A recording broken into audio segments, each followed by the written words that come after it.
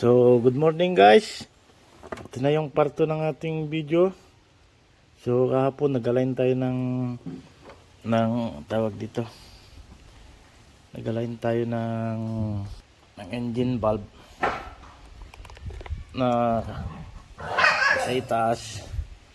So, ayan guys, nakakabit na. Ayan, kunti na lang.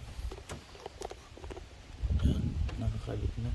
So, ito naman guys, turo ko sa inyo yung alignment ng ating yan.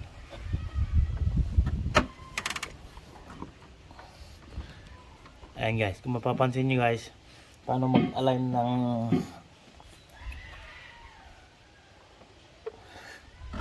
tawag dito, paano mag-align ng timing mark.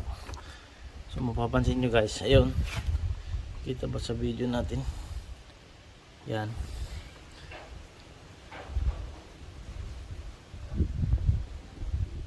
Ito po guys, kita nyo may arrow dyan, tapos merong yung chain natin may itim, may mark dito.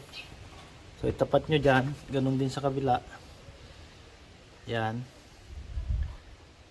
arrow, yan, katapat din sa marking ng chain.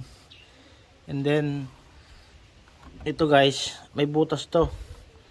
So ito, yan, mapapansin nyo, lagyan nyo ng pin, yan, para hindi magbago yung pagta-timing nyo. And then dito naman guys, sa ating tawag dito, yan, sa ating ito pressure pump, diesel pressure pump, ito meron din siyang mark doon, tsaka meron ding mark yung chain. So makikita nyo, ayan, yan. And then doon naman sa ating sigunyal guys, yan. So kailangan yung magmarka dyan guys. Yung iba gumagamit ng special tools guys, pero ako hindi na ako gumamit ng special tools. Nagmark ako sa mismong pulley. So depende na kung anong gusto nyong gawin. Yung iba nagmamark dito, nagmamark dyan sa pulley na yan, sa sigunyal na yan. Bahala na sila kung anong gusto nilang i-mark. Pero sa akin hindi na ako nagmark, sa pulley ako nagmark. Saan ba yung pulley natin? So wait lang. So ito yung pulley natin guys.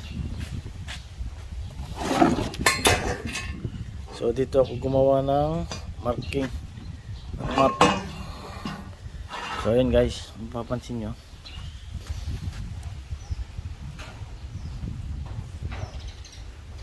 ayan, nagmark tayo dyan ng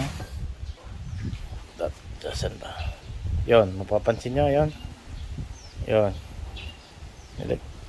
ginrain natin ng konti yung pulley para meron tayong mark doon sa sigunyal. Yan, dito. Kasi guys, mahirap kung magmamark tayo dito, paikutin natin yan, magbabago pa rin. O kaya, yung iba naglalagay ng mark dyan, matigas yan guys, hindi basta-basta malagyan ng mark. So mas maganda ang sa pulley. Yung iba naglalagay ng special tools dito. So yun, trip nila yun, tayo hindi. So ganyan lang guys ang pagta-timing ng tawag dito, Ford.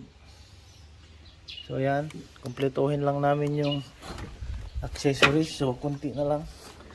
Yun, mamaya guys magpapa-under tayo. Update ko kayo pag umandar na mamaya guys, maybe sa final video natin. So yun lang guys. Yan. So kita nyo, may pin dito guys, pin. Yan. Yan. So ulitin natin guys, bago kayo magbaklas, dapat i-mark nyo muna guys. I-mark nyo. I-timing nyo. Yung mga chain dapat naka-timing. Para hindi kayo iikot. Tapos lagyan nyo ng dowel dito.